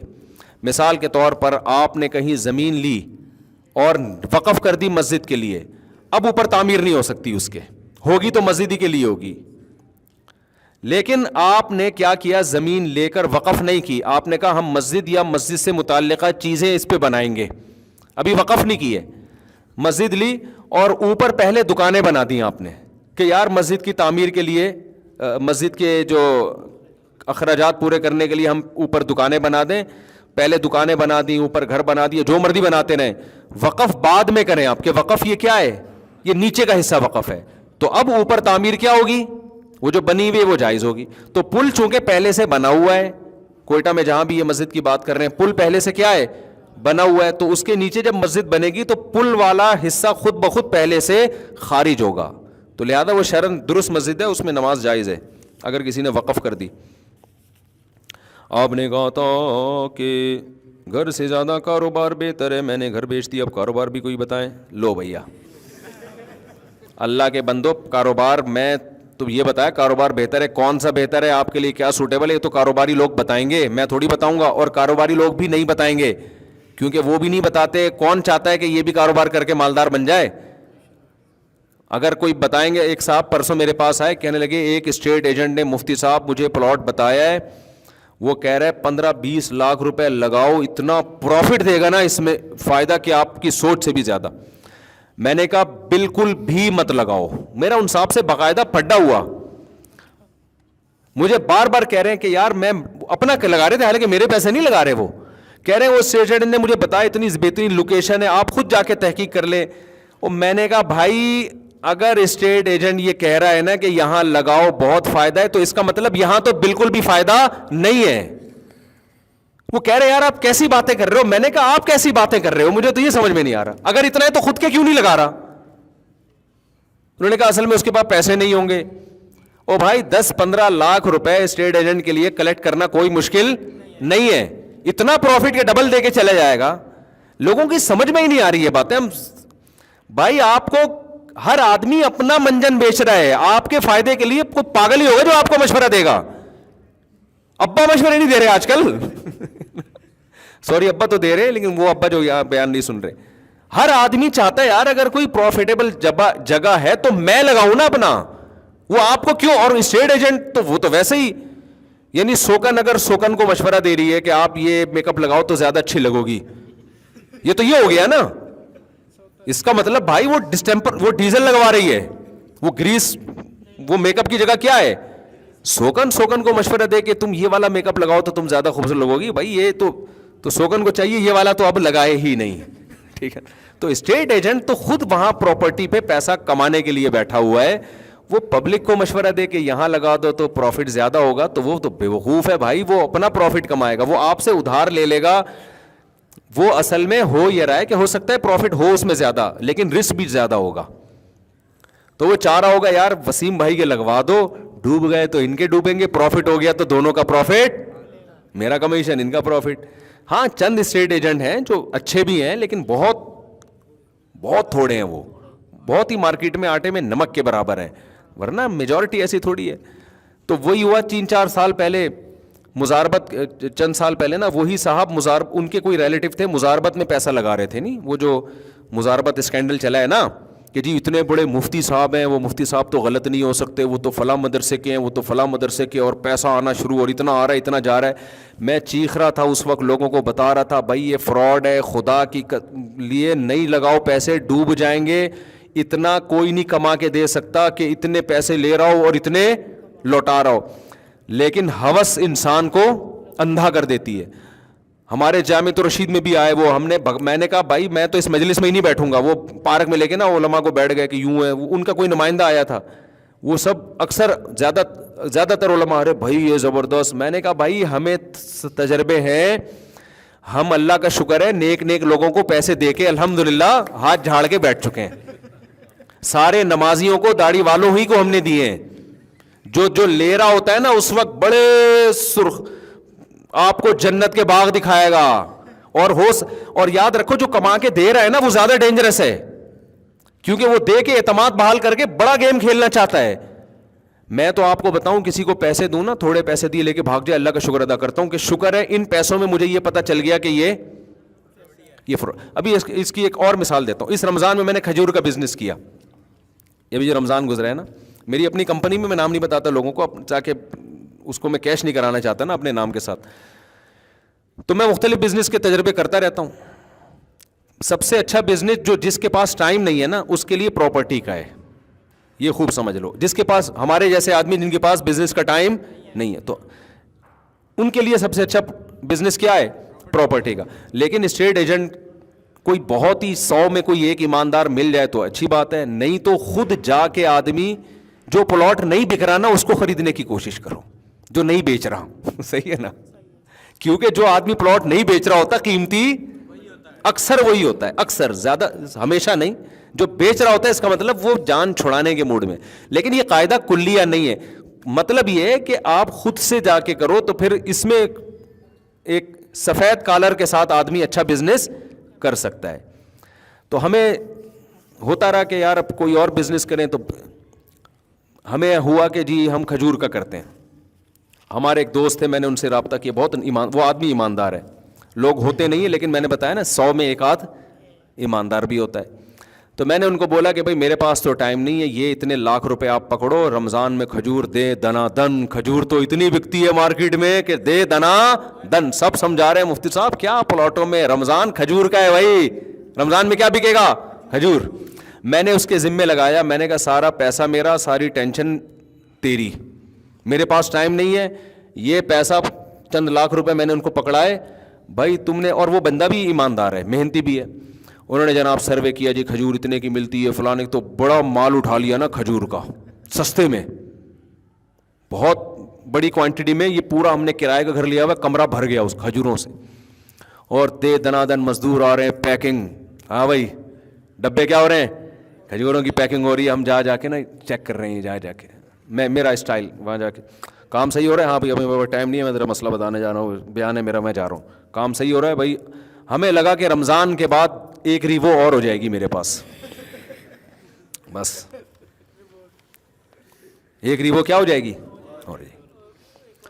اب جناب انٹرنیٹ پر اس کی پبلسٹی ہو رہی ہے بھائی دے دنا دن. بھائی ہمارے ریٹ پہ کوئی لے ہی نہیں رہا. ابے ہم نے کہا یہ کیوں نہیں لے رہا یار, ہم تو اتنا سستا اتنا اچھا. پتا چلا جی جو کھجور کے انویسٹر ہیں کروڑوں روپے کے سال پہلے کنٹینر خرید چکے ہیں, وہ اس سے آدھے ریٹ پہ خرید چکے ہیں. نہیں آئی بات سمجھ میں؟ آپ لاکھوں انویسٹ کر رہے ہو, لوگوں نے کروڑوں انویسٹ کیے ہوئے ہیں. وہ جو ہے نا لیاری میں مدینہ مارکیٹ, جہاں کھجور کی بہت بڑی مارکیٹ ہے, وہ لوگ 1-1 کروڑ روپے کے ایک سال پہلے 2-2 کروڑ کے کنٹینر لے چکے ہیں, فریز کر چکے ہیں, وہ آدھے ریٹ پہ لے چکے ہیں. آپ 2 مہینے پہلے اتنے لاکھ روپے لگا کے سمجھ رہے ہو ہمارے ریٹ پہ. نتیجہ یہ نکلا کہ ایک صاحب میرے گھر ایک دن آئے, مفتی صاحب آپ کو میں کھجور گفٹ کرنا چاہتا ہوں. میں نے کہا جی, میرا ہی ڈبہ میری کمپنی کا نام. ادھر سے خرید کے ان کو خیال ہوا یار مفتی صاحب کے پاس جا رہا ہوں, کوئی تو گفٹ دو نا. ہماری ہی کھجور خرید کے ہمیں ہی پہنا دی. سمجھ میں آ رہی ہے بات؟ تو اس میں ہمیں لاس ہوا, زیادہ لاس نہیں ہوا. ہم نے کہا یار بس اس کو نکالو کسی, کیونکہ کھجور ایسی چیز ہے زیادہ عرصہ رکھ بھی نہیں سکتے. میں نے ان کو بولا بھائی مجھے, اچھا میں جب کسی پہ اعتماد کرتا ہوں نا پھر میں اس کو تنگ نہیں کرتا, کیونکہ میں نے تو اس لیے اس پہ اعتماد کیا کہ میں اپنے کاموں میں لگا رہوں نا. تو وہ مجھے بتاتے رہے بھائی یہ ہو رہا ہے فلانا ہو رہا ہے. بالآخر میں نے کہا بھائی ہماری بلا سے 50,000 کا لاس ہوا ہمیں, اس میں فائدہ بالکل بھی نہیں ہوا, تھوڑا سا لاس ہوا. کتنا؟ 50,000. مجھے اللہ کی قسم بہت خوشی ہوئی.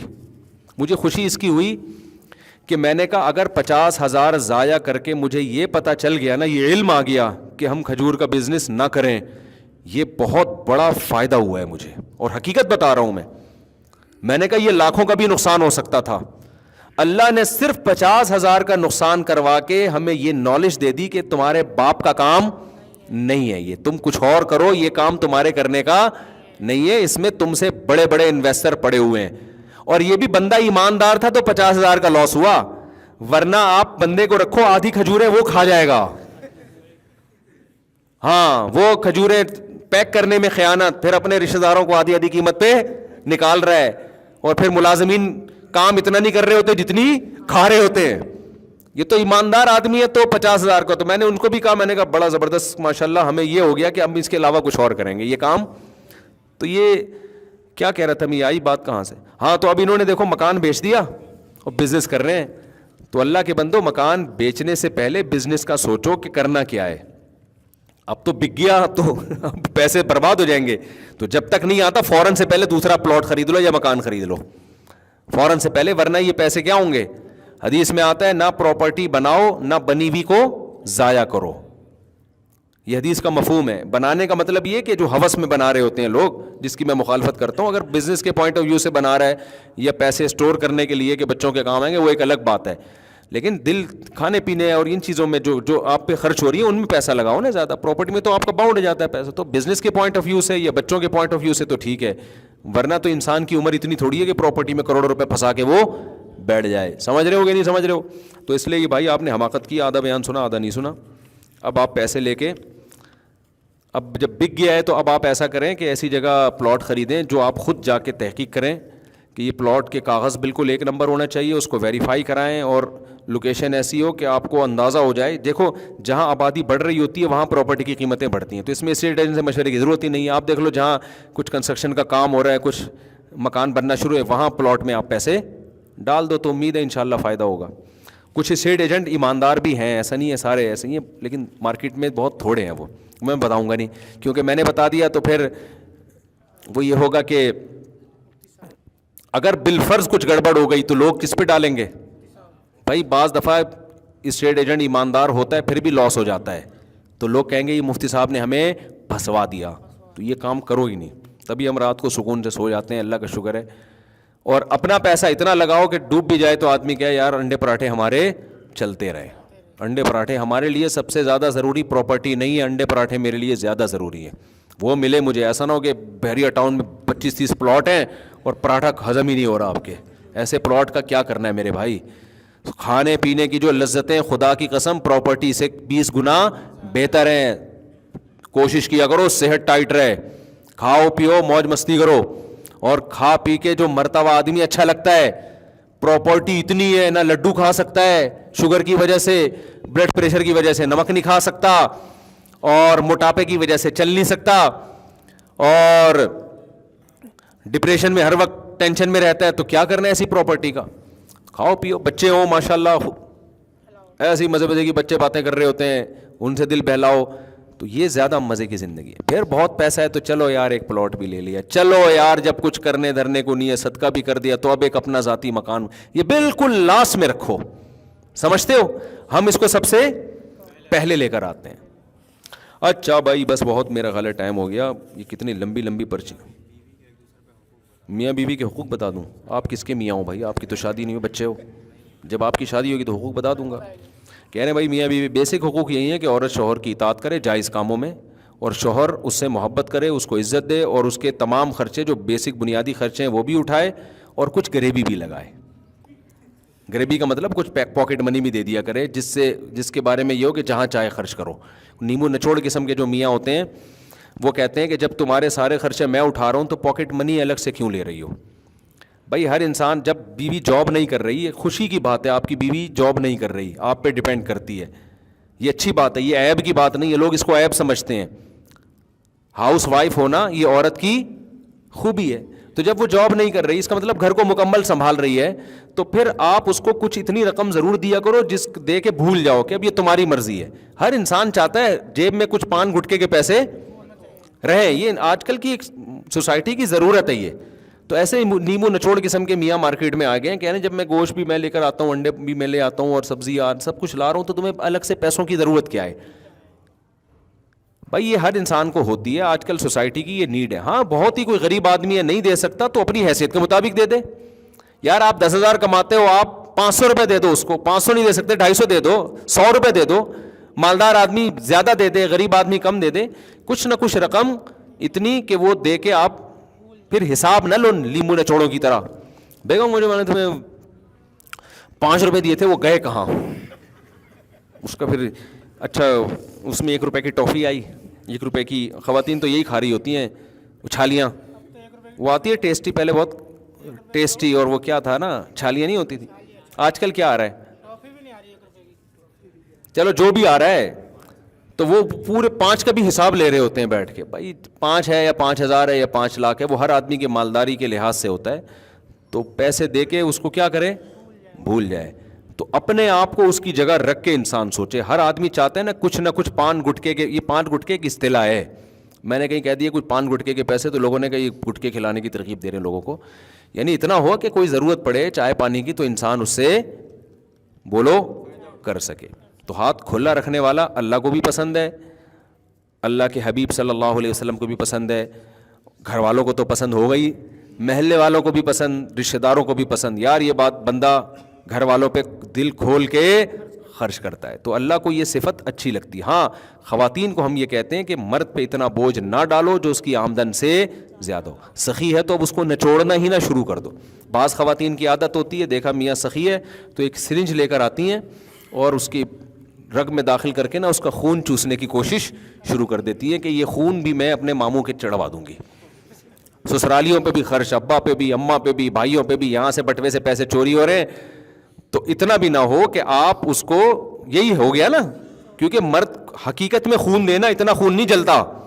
جب وہ دیکھتا ہے نا میرا پیسہ ضائع ہو رہا ہے, گھر میں دودھ آ گیا 4 کلو یا 2 کلو یا 1 کلو اور بیگم صاحبہ نے فریج کے باہر رکھ دیا, خراب ہو گیا, وہ چیزیں کھائی جا رہی ہیں, آدھی بچ رہی ہیں, پھک رہی ہیں, تو آدمی کا خون اس سے جلتا ہے. خاص طور پہ جو باہر جا کے جو کما کے بھیج رہے ہوتے ہیں ان کو تو بہت ٹینشن ہوتی ہے کہ بیگم کیا کر رہی ہو, میں یہاں محنت مزدوری کر کے پیسے کما کے بھیج رہا ہوں اور تمہارا بھائی 1 مہینے سے آیا ہوا ہے اور میرے خرچے پہ کھا رہا ہے. یہ ٹینشن ہوتی ہے آدمی کو. تو اس سے جو خون جلتا ہے نا وہ سرنج کی نسبت زیادہ جلتا ہے. تو یہ بالکل ایسے ہی ہے جیسے خواتین نے دیکھا میاں سخی ہے, خرچ کر رہا ہے, تو انہوں نے کیا کیا کہ اب دیکھا ابا میں خون کی کمی ہے, اماں بھی ہماری تھوڑی کمزور لگ رہی ہیں, بھائی بھی کمزور, تو یہاں سے سرنج سے خون لے کے ابا بھائی کے چڑھا دیا. تو یہ بالکل یہی ہوتا ہے. تو سوچ لو میاں تھوڑے دنوں میں آہستہ آہستہ مارکیٹ سے شارٹ ہو جائے گا. تو آدمی کو بہت ڈپریشن ہوتی ہے جب اس کا پیسہ عورت غلط استعمال کرے یا اسراف کرنا شروع کر دے. تو عورت کو چاہیے اپنے شوہر کے مال کی حفاظت کرے اور مرد کو چاہیے مال دبا کے خرچ کرے. اچھا چنگا لگتا ہے, سمجھ رہے ہو, الٹا معاملہ ہو رہا ہے, یہ ادھر سے بچا رہا ہے اور وہ سرنج سے کھینچ رہی. اس سے پھر مزیداری والی بات نہیں بنتی. اچھا میرے بھائی جلدی جلدی, یار بہت زیادہ ہو گیا, کیا مذاق ہے.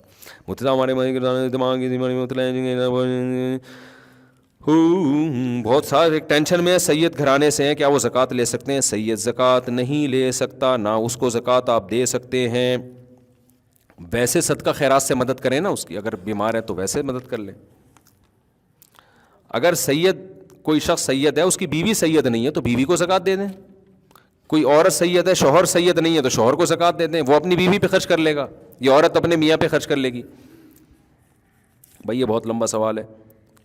مفتی صاحب آپ کہتے ہیں جہاد ابھی فرض نہیں ہوا اور جہاد کے لیے افرادی قوت یعنی عسکری طاقت ہونا ضروری ہے, جبکہ افغانستان میں تو طالبان کے پاس امریکہ جیسی ٹیکنالوجی وغیرہ نہیں تھی, انہوں نے کیسے جہاد کر لیا؟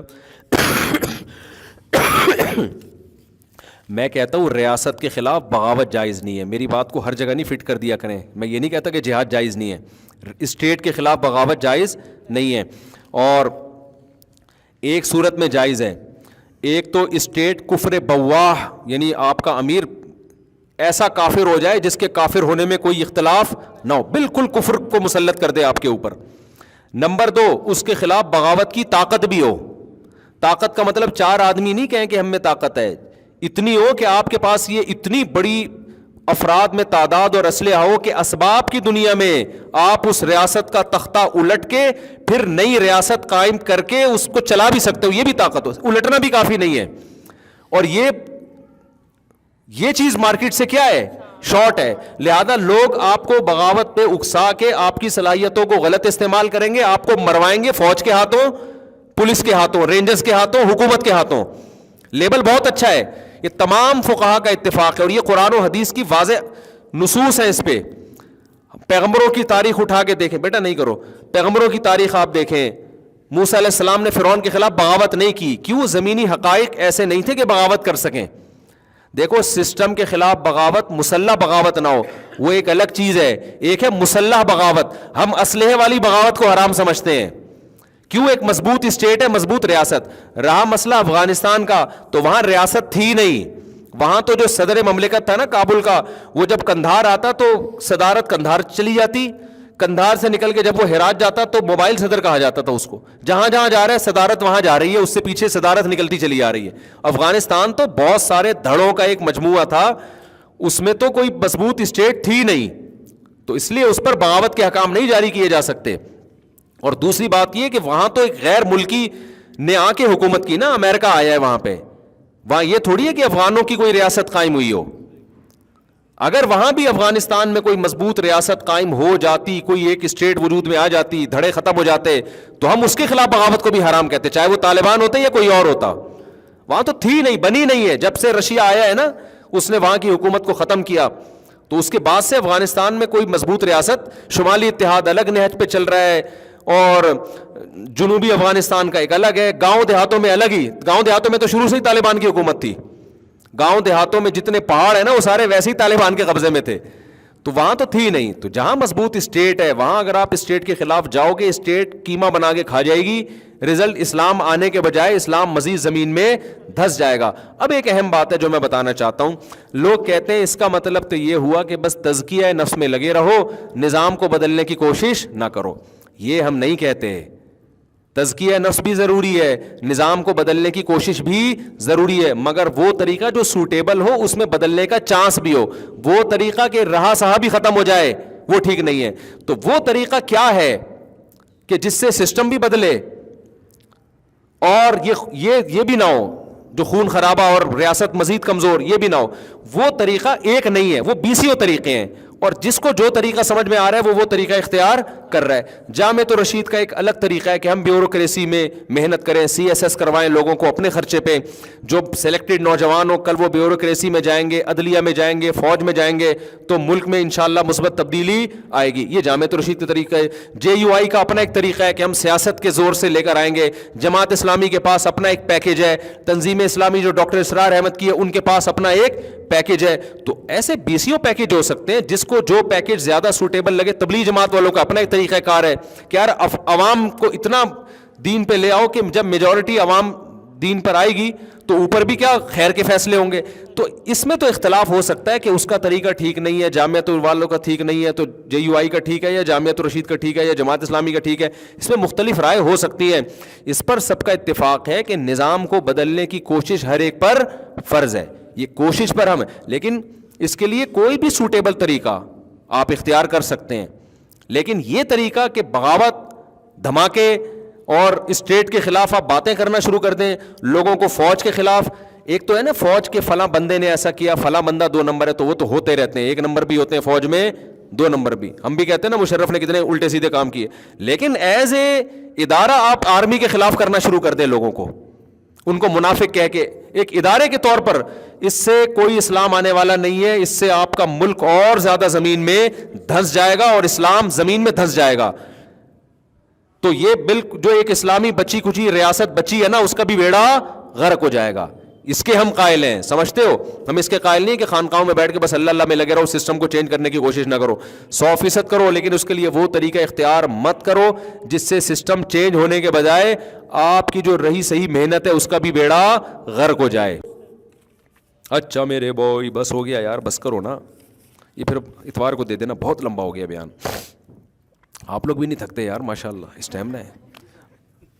بس آخری سوال یہ بھائی پوچھ رہے ہیں, یہ 2 شادیوں والے ہیں اس لیے میں ان کے سوال کا جواب دے رہا ہوں, ورنہ ایک والے کو چھوڑ دیا ہم نے لفٹ کرانا. ان کو تو بیان میں پابندی, بھائی کماروں کو تو میں خزوں پابندی لگا دوں. اچھا چلو ایک ان کا بھی. جی, بیوی کا بیماری کا خرچہ کس پر ہے؟ دیکھو, اگر بیوی دیکھو بیماری کا خرچہ فقہا لکھتے ہیں کہ بیوی کا خرچہ شوہر کے ذمے نہیں ہے. لوگ اس بات کو بڑا نیگیٹو, اور اس پر پوری امت کا اجماع ہے, جتنے فقہا ہیں سب یہ لکھ رہے ہیں کہ بیوی بیمار ہو جائے تو شوہر کے ذمے اس کا علاج کا خرچہ نہیں ہے. یوں سمجھ لیں کہ اجماعی مسئلہ ہی ہے, لیکن اس کا مطلب وہ نہیں ہے جو سمجھا جاتا ہے. دیکھو فقہا لا کو اور قانون کو بیان کرتے ہیں, جو ضابطے کا قانون ہے نا, ایسے تو بیوی کے ذمے بھی بہت سارے کام ہیں جو ہم نے سوسائٹی نے ڈالے ہوئے, مگر قانوناً وہ اس کے ذمے نہیں ہے. نکاح کا جو ایگریمنٹ ہوتا ہے نا, اس ایگریمنٹ کی بیس یہ ہے کہ عورت آپ کو اولاد دے گی, آپ کو برائی سے بچانے کے لیے حلال تسکین کا راستہ دے گی, اور آپ بھی بیوی کو اولاد دیں گے, اور دونوں مل کے اولاد کو پالیں گے. بنیادی جو نکاح کا ایگریمنٹ ہے یہ اس کے لیے. باقی ساری چیزیں کہ وہ کھانا پکا کے دے گی, وہ آپ کے ابا کی خدمت کرے, یہ سب چیزیں اخلاقیات میں آتی ہیں, اور یہ اخلاقی پابندیاں عورت پر لازم ہیں. لیکن اخلاقیات میں وہاں آئیں گی جہاں عرف ہو, کیونکہ قرآن کہہ رہا عاشروہن بالمعروف, عرف کے مطابق ان کے ساتھ چلو. تو ان کو جو ہے نا, ان کو ڈیفائن کرے گا عرف. تبھی حضرات فقہاء نے لکھا ہے کہ جو عورت اپنے گھر میں کام کاج کی عادی نہیں ہے, اتنا بڑا مالدار گھرانہ ہے کہ ان گھروں میں نوکر رکھے جاتے ہیں, ان گھر کی عورتیں نہ روٹی پکاتی ہیں نہ پوچھے لگاتی ہیں. بعض ایسے, اس گھر کی عورت سے جب آپ شادی کریں گے تو آپ اس سے روٹیاں نہیں پکوا سکتے, کیونکہ یہ اس کے اسٹینڈرڈ کی کیا ہے, خلاف ہے. لیکن ایک ایسے گھرانے میں آپ نے شادی کی جہاں وہ عورت وہ خود کام کرتی تھی, ان کے گھر نوکر چاکر نہیں ہوتے, کھانا خود پکاتی تھی, تو جب وہ آپ کے گھر میں رخصت ہو کر آئے گی تو اس کی اخلاقی ذمہ داری ہوگی کہ وہ آپ کی خدمت کرے, کھانا پکائے. تو یہ اخلاقیات ہیں, اور اتنی ہے کہ اگر وہ نہیں کرتی تو اس کو تانا بھی دیا جا سکتا ہے. سمجھ میں آ رہی ہے بات؟ لیکن اگر آپ نے اسٹینڈرڈ اوپر ہے تو پھر اس اسٹینڈرڈ میں نہیں ہے. تو بیسک نکاح میں خدمت نہیں ہے. نکاح کی بیسک یہ کہ آپ کو ایک شریک حیات مل گیا جو دونوں مل کے آگے اولاد کو پالیں گے. اب نکاح میں یہ والا کانسیپٹ ختم ہو گیا ہے جو اصل تھا. بچے تو پیدا ہو ہی نہیں رہے, باقی سارے اترم پٹرم ایک دوسرے کے کھوپڑی پہ ڈال دیے, بہت ساری چیزیں ڈال دی ایک دوسرے کے ذمہ نا. جو اصل تھا وہ تو مارکیٹ سے کیا ہو گیا, شارٹ ہو گیا. تو اب یہ بات سمجھیں کہ یہ جو حضرات فقہاء بیان کرتے ہیں نا کہ مرد پر علاج بیوی کا لازم نہیں ہے, یہ اس لیے بیان کرتے ہیں کہ سرے سے اسلام میں علاج ہی لازم نہیں ہے. اپنا بھی نہیں ہے تو بیوی کا کہاں سے ہوگا؟ مثال کے طور پر آپ بیمار ہو گئے, بخار ہو رہا ہے, تو کوئی مفتی نہیں کہے گا کہ پیناڈول کھانا شرعن آپ پر واجب ہے. کوئی کہے گا؟ واجب نہیں ہے. ہاں احتیاط واجب ہے. بخار ہو گیا, آپ ٹھنڈ میں بنیان پہن کے بیٹھ گئے, مر جاؤ گے, خودکشی کا گناہ ہوگا. تو پرہیز واجب ہے, علاج سنت ہے, واجب نہیں ہے. آئی بات سمجھ میں؟ لیکن کیا یہ مسئلہ سن کے کوئی آدمی فنٹر بن سکتا ہے کہ بخار ہو رہا ہے تو چونکہ مجھ پر 2 گولی پیناڈول کھانا واجب نہیں ہے لہذا میں تھر کانپتا رہوں گا اور کمبل لے کے اپنا بخار کم کرنے کی کوشش کروں گا, جیسے پرانے زمانے میں لوگ کیا پرانے زمانے میں تو 6 کمبلوں میں لپیٹ دو, پسینہ نکلے گا تو بخار کیا ہو جائے گا, ختم. فوراً کہے گا ابے 2 گولی میں کتنا خرچہ جا رہا ہے, کھا یار. تو اسی طرح جب بیگم بیمار ہو گئی ہے تو جیسے آپ خود 2 گولی پیناڈول کی کھاتے ہو, تو سوال پیدا ہوتا ہے جب یہ کماتی بھی نہیں ہے, ہاؤس وائف ہے, اس کے پاس پیسہ بھی نہیں ہے, تو کیوں ظالم آدمی ہے, تو پڑوس میں کوئی تڑپ رہا ہو تو آدمی کہتا ہے اس کو جا کے ٹیکا لگا دے, یہ تیری بیوی ہے, تیرے بچوں کو پالے گی. تو اتنا تو اخلاقیات کا تقاضا ہے نا کہ علاج کون کرائے, نہ تو اس کو جاب کرنے دے رہا ہے تو نہ خود علاج کر رہا ہے. تو یہ انتہائی درجے کی غیر اخلاقی حرکت ہے. فقہاء نے لا اور قانون بیان کیا ہے, لیکن یہ نہیں وہ جو بیان کر رہے ہیں وہ بھی اپنی بیویوں کا علاج خود ہی کیا کرتے تھے. تو یہ اخلاقیات کا تقاضا ہے. اس کی اور آسان مثال دوں, جب آپ بس میں یہاں سے لانڈھی جا رہے ہو, سیٹ کے پیسے آپ نے دیے, W11 میں آپ بیٹھ گئے, کوئی بوڑھا آدمی آیا تو آپ اس کے لیے جگہ چھوڑتے ہو کہ نہیں چھوڑتے؟ آپ کہہ رہے چونکہ سیٹ کے پیسے میں نے دیے ہیں, لانڈھی تک کا سفر ہے, آدھے گھنٹے کا سفر ہے, میں بیٹھ کے سفر کروں گا, یہ بوڑھا کانپتا رہی ہوں. تو لا تو یہی کہہ رہے کہ سیٹ آپ کی ہے, تبھی وہ بوڑھا آپ کے خلاف کورٹ میں کیس نہیں کر سکتا. کورٹ میں جائے گا کہ اس نے مجھے جگہ نہیں دی, کورٹ کوئی سزا نہیں دے گی. جج ہو سکتا ہے ڈانٹ لگا دے کہ تو شرم نہیں, اپنے باپ کے عمر کا آدمی تھا, اس کو تو نے عزت نہیں دی. یہ تو کرے گا, کیس نہیں ہوگا. تو یہاں بھی یہی ہے کہ آپ نے بیوی کا علاج نہیں کیا تو بیوی کورٹ میں جا کے کیس نہیں کر سکتی کہ مجھے علاج کے پیسے نہیں دے رہا, قانون نہیں. اخلاقیات کا تقاضا یہ ہے کہ جیسے وہ بوڑھے کو آپ سیٹ دیتے ہیں کہ بھائی لانڈھی اترنا ہے نا تو میں تو کھڑے ہو کے جا سکتا ہوں, یہ بیچارہ کہاں جائے گا یار, تو نہیں دیں گے تو تانے بھی سننے کو ملیں گے, صلواتیں بھی سننے کو ملیں گی. اب آپ کو صلواتیں سن رہی ہیں, آپ پاکستان کا لا سننے کو مل رہی ہیں, آپ لا وکیل کی کتاب لے کے بیٹھے ہوئے ہو, لا میں کہیں نہیں لکھا کہ جی بوڑھے آدمی کو سیٹ دیں آپ. تو یہاں بھی ایسا ہی ہے کہ لا یہ نہیں ہے کہ آپ شریعت کا لا کہ آپ بیوی کا لازمی علاج بھی کرائیں, لیکن یہ اخلاقیات میں داخل ہے. اور جو لوگ کہتے ہیں نا کہ ہم پر بیوی کا علاج واجب نہیں ہے, تو اپنے دامادوں کو پرچی میں لکھ کے دے دیا کرو کہ میری بیٹی جب بیمار ہوگی تو آپ پر اس کا علاج لازم. کیا خیال ہے؟ تو ایسا تو علاج اس لیے کہ اپنا بھی علاج شریعت میں لازم نہیں ہے. تبھی علماء لکھتے ہیں کہ اگر آپ بیمار ہوئے, آپ نے پرہیز نہیں کیا, مر گئے تو خودکشی کا گناہ ہوگا, لیکن پرہیز کیا, علاج نہیں کیا, مر گئے تو خودکشی کا گناہ نہیں ہوگا, بلکہ اس کی نسبت اللہ کی طرف کی جائے گی کہ بھائی بس نہیں ہے, اب ایک آدمی کو بخار ہو رہا ہے, نہیں کھا رہا پیناڈول, فنٹر بنا ہوا. بہت سے ایسے علماء آج بھی ہیں, بڑے بڑے بزرگوں کے واقعات ہیں, انتہائی بیمار ہوتے تھے, ڈاکٹر کو قریب نہیں پٹکنے دیتے تھے وہ, اور ٹھیک ہو جاتے تھے وہ, اور لمبی عمریں پائی ہیں انہوں نے. کئی واقعات ہیں. ابھی میں گیا, ایک 95 سال کے بوڑھے ملے, ہمارے حضرت 78 سال, ڈاکٹر کو نہیں قریب آنے دیا کبھی حضرت نے, تو 80 کے قریب تو پہنچ گئے تھے وہ بھی. تو اس لیے کوئی یہ لازمی چیز نہیں ہے, لیکن ہم بھی کرتے ہیں علاج, کرتے ہیں کہ نہیں اپنا, تو سنت ہے. نبی صلی اللہ علیہ وسلم نے بھی علاج کیا ہے کہ بھئی زیادہ آگے نہ نکلو, آپ جو کر لو, لیکن نارمل علاج ہونا چاہیے. اب اس قانون کا فائدہ یہ ہوا کہ اخلاقیات کا تقاضا ہے کہ بیوی کا علاج کرائیں, لیکن یہ اخلاقیات کا جب ہے جب بیوی کے پاس پیسے نہ ہوں. اگر اس کے پاس اپنا پیسہ ہے تو پھر آپ کی اخلاقی ذمہ داری بھی نہیں ہے, پھر وہ خود کرائے اپنا علاج. پھر بھی آپ کرا دیں تو یہ غریبی در غریبی ہے. اور ہماری سوسائٹی میں الحمدللہ مردوں میں خیر اتنی غالب ہے کہ بیوی کے پاس پیسہ ہوتا بھی ہے تو بھی الحمدللہ شوہر اپنے خرچے پہ علاج کرا رہا ہوتا ہے. یہ ہماری سوسائٹی کا ایک بہت پازیٹیو پہلو ہے جس کی خواتین کو قدر کرنی چاہیے. گوروں میں یہ چیزیں بالکل نہیں ہیں. دیکھو, نان نفقہ تو شوہر پر لازم ہے, چاہے بیوی مالدار ہو یا غریب ہو. ایک عورت کی تنخواہ 10 لاکھ روپے ہے, پھر بھی روٹی پانی گیس بجلی کا بل کون دے گا؟ شوہر. لیکن کیونکہ وہ تو اس کے ذمہ ویسے ہی لازم ہے نا, اس کا عورت کے مالدار یا غریب ہونے سے کوئی تعلق نہیں ہے. لیکن علاج چونکہ لازم نہیں ہے. اب اس قانون کا یہاں نتیجہ نکلے گا کہ اخلاقی پابندی ہے. تو اخلاقی میں یہ ہے کہ بھائی جو بیمار ہے سب سے پہلے اپنے پیسوں سے اپنے اوپر خرچ کرے گا وہ. تو اس لیے خواتین کے پاس اگر باپ کی پراپرٹی ہے, بیمار ہو جاتی ہیں, تو پھر یہاں وہ جیسے زکوٰۃ اپنے پیسوں سے نکالیں گی اپنے سونے کی, وہ شوہر پہ لازم نہیں ہے, لیکن شوہر پھر بھی الحمدللہ دل بڑا کر کے دے دیتا ہے. قربانی عورت اپنے پیسوں سے کرے گی, لیکن ہماری سوسائٹی میں اللہ کا شکر ہے مرد دل بڑا کر کے بیوی کی طرف سے بھی ایک حصہ ڈال دیتے ہیں. تو ایسے ہی بیوی جب بیمار ہوتی ہے, ہمارے گھر میں بھی ایسے ہی, ہمارے گھر میں کبھی کوئی بیماری ہو تو ہم تو نہیں جا کے پوچھتے کہ اس پیناڈول کے پیسے آپ کی جیب میں ہیں یا نہیں ہے.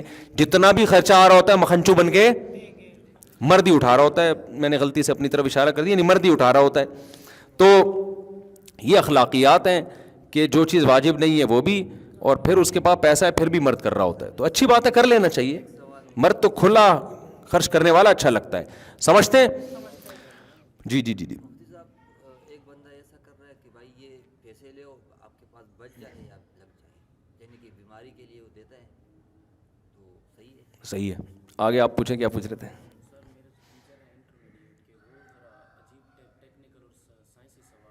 ہاں پوچھیں.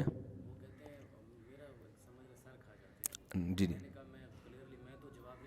ہاں پوچھیں نا بیٹا, سوال تو پوچھیں. آپ کے ایک ٹیچر ہیں, یہ کہہ رہے ہیں میرے ایک سائنس کے ٹیچر ہیں, وہ سائنسی باتیں کرتے ہیں, وہ کہتے ہیں میں جنات کو مانتا ہی نہیں ہوں, جنات مجھے دکھائیں. اصل میں انہوں نے ایک غلط مفروضہ گھڑ لیا ہے کہ جو چیز نظر نہیں آتی اس کا وجود کا انکار. تو کوئی بھی چیز جو نظر نہ آئے نا, ہم اس کے منکر ہوں گے بشرطے کہ دوسرے دلائل سے اس کا وجود ثابت نہ ہو. تو ہم چونکہ نبی صلی اللہ علیہ وسلم کو, قرآن کو اللہ کی کتاب مانتے ہیں, جب اللہ نے کہہ دیا کہ جنات کا وجود ہے تو ہمیں ماننا پڑے گا. تو ان سے بحث اس پر کریں کہ قرآن اور نبی کو آپ نبی مانتے ہیں کہ نہیں مانتے. اگر وہ اس کو نہیں مانتے تو پھر ان سے بحث اس پہ کی جائے گی کہ آپ اللہ کے نبی ہیں یا نہیں ہیں. یعنی ایک چیز کو منوانے کے لیے اس سے پہلے ایک چیز ماننی پڑتی ہے. تو جب وہ مانیں گے تو پھر اگلی بھی ماننی پڑے گی. وہ نہیں مان رہے تو پھر ان سے الگ انداز سے بات ہوگی نا. تو سوال یہ پیدا ہوتا ہے کہ اگر نبی صلی اللہ علیہ وسلم کو آپ مانتے ہیں اللہ کے پیغمبر, اگر آپ کے ٹیچر کہتے ہیں میں مانتا ہی نہیں ہوں ان کو, تو پھر تو بیس ہی ان کی ٹھیک نہیں ہے نا. پھر تو اس پر پھر ہم جنات کی بات نہیں کریں گے ان سے, وہ جنات تو بہت بات کی چیز ہے. پھر تو ہم پہلے اس پر آئیں گے کہ نبی صلی اللہ علیہ وسلم اللہ کے پیغمبر ہیں. پہلے دلائل سے یہ ثابت ہوگا, اور یہ سائنس سے ثابت نہیں ہوتا. ہر چیز سائنس سے ثابت نہیں ہوتی. سائنس کے علاوہ بہت, دیکھو کورٹ میں جب کیس چلتا ہے نا کہ اس نے چوری کی ہے, 2 گواہوں پر فیصلہ کر دیا جاتا ہے. سائنس دان تو نہیں, سائنس کی لیب میں لے جائیں تو کوئی نہیں ٹریس کر سکتا جب تک ویڈیو نہ ہو. لیکن ان 2 آدمیوں کی بات کا اعتماد کیا جا رہا ہوتا ہے کہ یار جب کہہ رہے ہیں تو یہ سچے ہیں تو جھوٹ نہیں بولیں گے. سائنسدان کیا کہے گا؟ سائنسدان کہے گا یہ چیز میری دسترس سے باہر ہے, نہ میں اس پہ سائنس کی روح سے ہاں کہہ سکتا ہوں نہ کہہ سکتا ہوں. اب اگر بیان دینے والا سچا ہے تو مان لو, سچا نہیں ہے تو ریجیکٹ کر دو. تو جنات سائنس کی پہنچ سے بالاتر چیز ہے. سائنس نہ یہ کہہ سکتی ہے کہ جنات ہیں, نہ یہ کہہ سکتی ہے کہ نہیں ہے, کیونکہ سائنس نام ہے حصی چیزوں کا, جو مادی چیزوں کا. جنات مادی چیز ہے ہی نہیں, تو سائنس اس بارے میں خاموش ہے. لہذا دوسرے دلائل سے ثابت ہو جائے کہ ہے تو مان لو, نہیں ہوتا تو نہیں مانو. تو ہر چیز کو سائنس ٹریس نہیں کر سکتی ہے, سمجھ رہے ہو. اور باقی اگر کسی دن آپ کے استاذ پہ جن چڑھ گیا تو ان کا باپ بھی مانے گا. جو نہیں مانتے نا ان کو چڑھا نہیں ہوتا, ان کے اوپر یہ دیکھا نہیں ہوتا. باقی اتنا نہیں ہے جنات جتنا عاملوں نے بنا دیا ہے, وہ تو مبالغہ کرتے ہیں, وہ تو ہر ایک پہ جن چڑھایا ہوا انہوں نے, لیکن فی نفسی ہی وجود ہے. تو نہیں تو وہ ان کا لطیفہ سنا دیں. ایک آدمی, ایک گھر خالی تھا بہت عرصے سے, تو مشہور تھا یہاں جنات ہیں, وہ وہی آپ کے ٹیچر کی طرح, بس میں نہیں مانتا جنات کو. تو وہ گیا, نوک کیا دروازہ اور کہا کوئی جن ون نہیں ہے نا, ایسی بکواس ہے. اندر سے ایک صحابہ ہے, بھائی جان یہاں میں نے سنا جنات ہیں. کہہ رہے میں تو 500 سال سے رہ رہا ہوں, مجھے تو اب تک کوئی نہیں ملا. تو یہ بے ہوش, 500 سال سے تو کوئی جن نہیں رہ سکتا ہے بھائی, کیا خیال ہے. تو میں نے ایک امریکہ میں ہمارے ایک ریلیٹیو رہتے ہیں, بہت عرصہ ان کا امریکہ میں گزرا, پڑھے لکھے لوگوں سے بھی رہا. میں نے کہا یار امریکہ کے سائنسدان جنات کو مانتے ہیں؟ انہوں نے کہا لیب کے اندر نہیں مانتے, لیب کے باہر مانتے ہیں. بہت سے لوگ ان میں لیب کے باہر مانتے ہیں کہ یار اتنے واقعات ہیں, اتنے مشاہدات ہیں. لیکن ہمیں ان واقعات مشاہدات کی ضرورت نہیں, ہمارے پاس تو قرآن ہے. قرآن نے تو پوری سورہ جن نازل کی ہے. تو فرشتوں کا بھی وجود ہے, جنات کا بھی وجود ہے. یہ سائنسدان کا اس میں ٹانگ اڑانا ہی غلط ہے.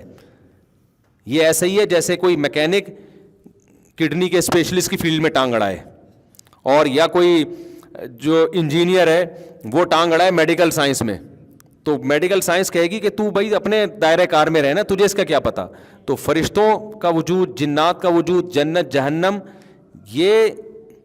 یہ سائنس کی پہنچ سے بالاتر چیزیں ہیں. تو سائنس کو اس میں ٹانگ اڑانے کی ضرورت ہی نہیں ہے, سمجھتے ہو.